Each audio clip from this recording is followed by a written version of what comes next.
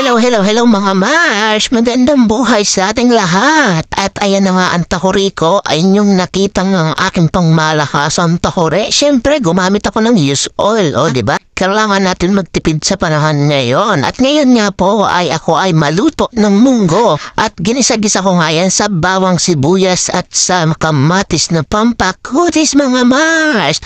At siyempre, nung hinalo-halo ko nga yan at nung namula-bula na ay inilagay ko na nga yan pork. At pagkatapos niya mapula na nga siya at ayan na nga inihulog ko na nga dyan si munggo mga Mars. Ayan, bulaga. Ayan tayo dyan kay munggo at hinalo-halo ko nga ng very light. Pagkahalo ko nga niyan ay inilagay ko na rin si kalabasa mga Mars para mas mabilis siya maluto. At ayan nga yung sabaw na pinaglagaan ko ng munggo kanina ay ibinalik ko lang ulit yan mga Mars. Sayang ang katas kaya ibalik natin ang katas. Ayan nga, tinakpan ko lang at pinakuluan at hinalo-halo nga at tinignan kong malambot na sino ba yan? Si kalabasang pampalinaw ng mata. Ayan na nga.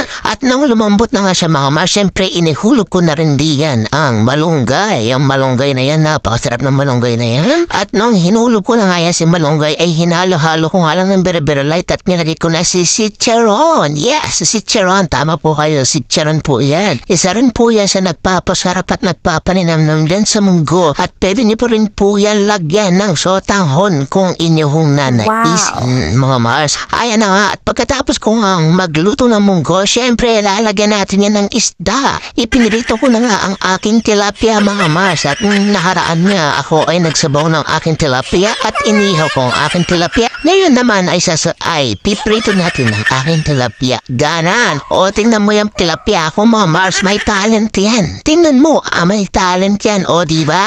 Ang sakit tumingin. Halika na dito tilapia ko at baka saan ka pa mapunta. Mapospon pa ang pagkain namin sa'yo. Ayan na nga mga Mars, diba?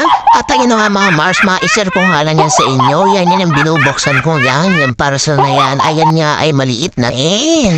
Ayan. Kasi nga po ang aking uwing-uwing ay napakahilig gumawa ng bahay na una na pinapapatong-patong at saka ka mga upuan na yung ginugulo-gulo niya. Kaya nga naisip ko na bumili ng maliit na tent at siya lang din naman ang gagamit niyan mga Mars. At ayan na nga nung nabuo namin yan ni Jua, yung tent na yan, ayan na siya, diba?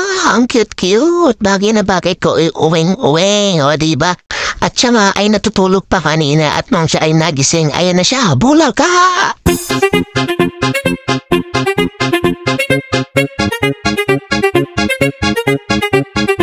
Ayan nga at kakagising ko ni Rowet.